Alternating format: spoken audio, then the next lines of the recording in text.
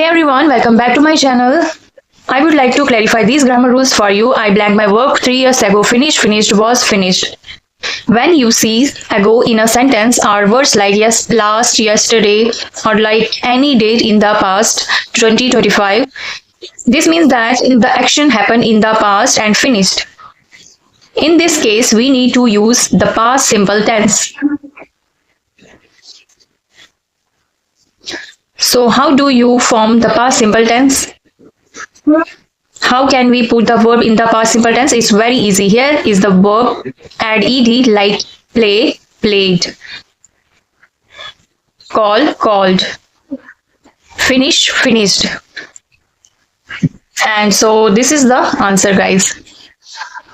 I finished my work 2 years ago.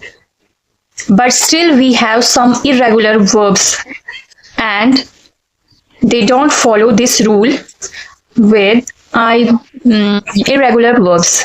We don't use ed with these words like go, went, drink, drank, eat, ate. Subscribe for more.